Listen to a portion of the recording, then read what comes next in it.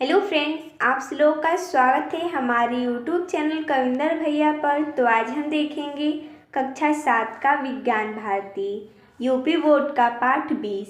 पाठ का नाम है वायु। तो देखिए दोस्तों, जैसा कि हमने इस वीडियो में इस पाठ का प्रश्न उत्तर लिया है, तो चलिए देखते हैं। प्रश्न नंबर 1 है, निम्नलिखित प्रश्नों में सही विकल्प छांटकर अपनी अभ्यास पुस्तिका में लिखिए। प्रश्न है, दहन में सहायता करने वाली गैस है।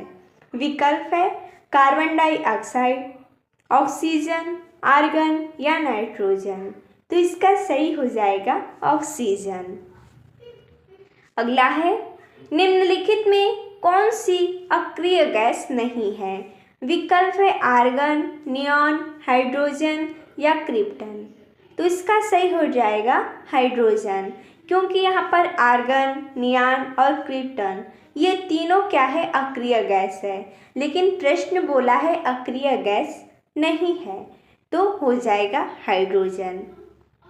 अगला है, अग्निशामक यंत्र में से कौन सी गैस निकलती है। विकल्प है हीलियम, कार्बन डाइऑक्साइड, ऑक्सीजन या नाइट्रोजन। तो इसका सही हो जाएगा कार्बन डाइऑक्साइड, जो कि आग को बुझाने में मदद करता है। अगला है, सामान्यतः वायु के किस घटक की मात्रा परिवर्तनीय है। विकल्प है जलवाष्प, कार्बन डाइऑक्साइड, नाइट्रोजन या ऑक्सीजन। इसका सही हो जाएगा जलवाष्प। अगला प्रश्न है दूसरा, रिक्त स्थानों की पूर्ति कीजिए। प्रश्न है, वायुमंडल में 21% यहाँ पर रिक्त स्थान है, गैस है। तो वायुमंडल में 78% नाइट्रोजन है, 21% ऑक्सीजन है और बाकी अन्य गैसें हैं। तो जैसा कि 21% क्या है, ऑक्सीजन है, तो हम यहाँ पर रिक्त स्थान की पूर्ति कर देंगे। अगला प्रश्न है कि वायुमंडल का आवरण जो पृथ्वी के चारों ओर से घेरी है, वो क्या कहलाती है। यानी कि जो हमारी पृथ्वी के चारों ओर है वायु का आवरण, वो क्या कहलाता है। तो उसे हम बोलते हैं वायुमंडल। यहाँ पर रिक्त स्थान की पूर्ति कर देंगे हम। अगला है, सोडा वाटर की बोतल खोलने से यहाँ पर रिक्त स्थान है, गैस के बुलबुले निकलने दिखाई देते हैं। यानी कि जब हम देखिए, हम उदाहरण के तौर पर लेते हैं स्प्राइट। जब हम, जो कि सोडा वाटर है, जब उसे हम खोलते हैं तो उसमें से बुलबुले निकलते हैं। तो वो कौन सी गैस होती है। गैस के उसमें से बुलबुले निकलते हैं, तो वही हमें बताना है कि वो कौन सी गैस होती है। तो कार्बन डाइऑक्साइड, यानी कि CO2। अगला है, ठोस कार्बन डाइऑक्साइड को कहते हैं, क्या कहते हैं, शुष्क बर्फ कहते हैं। अगला प्रश्न है तीसरा, सही कथन के आगे सही तथा गलत कथन के आगे गलत का चिन्ह लगाइए। प्रश्न है, वायु मानव क्रियाओं द्वारा प्रदूषित होती है। ये क्या है, सही है। यानी जो मानव क्रिया करता है, फैक्ट्रियों में जो कार्य करता है, उससे वायु क्या हो रही है, प्रदूषित हो रही है। तो ये क्या बोल रहा है, सही बोल रहा है। अगला है, वायुमंडल में 21% नाइट्रोजन उपस्थित है। जैसा कि हमने बताया 21% नाइट्रोजन नहीं, ऑक्सीजन उपस्थित है, इसलिए ये भी गलत है। अगला है, गर्मी के मौसम में वर्षा की अपेक्षा कम आर्द्रता उपस्थित होती है। देखिए, ये सही बोल रहा है।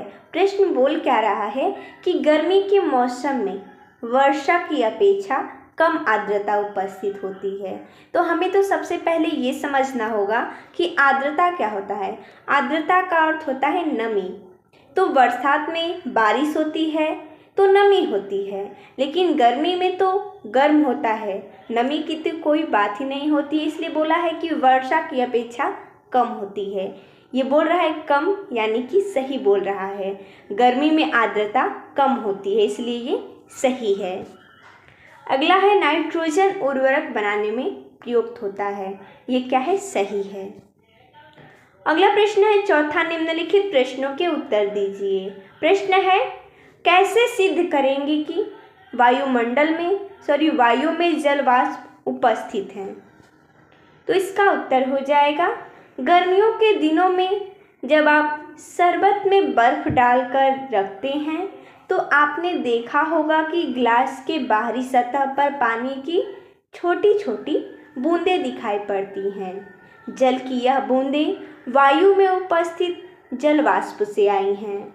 वायु में जल वाष्प की मात्रा हर ताप पर उपस्थित रहती हैं। वह वायु जो गिलास की ठंडी सतह के संपर्क में आती है स्वयं ठंडी होने लगती है और वायु में उपस्थित जल वाष्प गिलास की ठंडी सतह पर पानी की बूंदों के रूप में संघनित हो जाती है।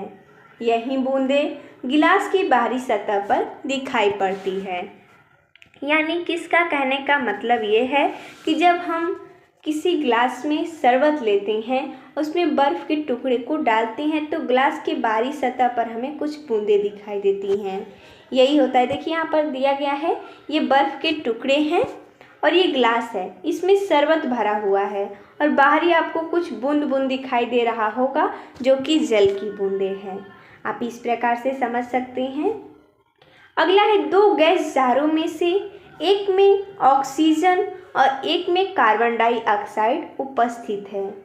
कैसे पता लगाएंगे कि किस जार में कौन सी गैस है? तो दोनों गैसों को हम पता लगाने के लिए क्या करेंगे, दोनों गैस जारों के मुंह के पास जलती हुई मोमबत्ती ले जाएंगे। जिस जार के पास जाने पर मोमबत्ती बुझ जाएगी उसमें कार्बन डाइऑक्साइड गैस होगी। देखिए सबसे पहले तो हमें प्रश्न को समझना होगा कि आखिर वो बोल क्या रहा है। प्रश्न बोल रहा है कि आप दो गैसों को दो अलग अलग जारों में रखिए। एक जार में मान लीजिए ऑक्सीजन है और एक जार में कार्बन डाइऑक्साइड है। लेकिन हम कैसे पता लगाएंगे कि कौन सी जार में कौन सा गैस है? तो इसके लिए इसमें उत्तर हो जाएगा कि हम एक मोमबत्ती लेंगे, मोमबत्ती जला हुआ रहेगा और जार के मुंह के पास ले जाएंगे। अगर मुंह के पास ले जाते वक्त मोमबत्ती बुझ जाती है तो उस जार में क्या है, कार्बन डाइऑक्साइड है। यदि मोमबत्ती और तेज़ी से जलने लगती है तो उस जार में क्या है, ऑक्सीजन है। इस तरह से हम पहचानेंगे कि किस जार में ऑक्सीजन है और किस जार में कार्बन डाइऑक्साइड है। तेज़ी से जलेगा यानी ऑक्सीजन के संपर्क में आएगा, अगर बुझ जाएगा यानी कार्बन डाइऑक्साइड के संपर्क में आएगा। हम इससे भी समझ सकते हैं कि जो अग्निशामक यंत्र होता है उसमें हम कार्बन डाइऑक्साइड का प्रयोग करते हैं जो कि अग्नि को बुझाता है, यानी अग्नि के संपर्क में आता है तो बुझ जाता है। क्या अग्नि बुझ जाता है? कार्बन डाइऑक्साइड के संपर्क में आता है। तो उसी पर प्रश्न है कि अग्निशामक यंत्र का स्वच्छ नामांकित चित्र बनाकर इसके कार्य की विधि समझाइए। तो अग्निशामक यंत्र का बाहरी कक्ष धातु का बना बेलनाकार बर्तन है जिसमें सोडियम कार्बोनेट का विलयन भरा होता है। इस बर्तन के अंदर एक छोटी बेलनाकार शीशी सी होती है जिसमें सल्फ्यूरिक अम्ल भरा रहता है। उपयोग के समय इस उपकरण को उल्टा करके जमीन पर पटक देते हैं।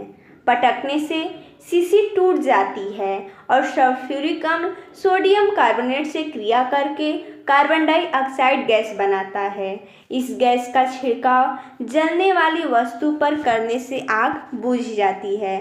आप यहाँ पर देख सकते हैं ये सल्फ्यूरिक अम्ल है और नीचे सोडियम कार्बोनेट का विलयन है।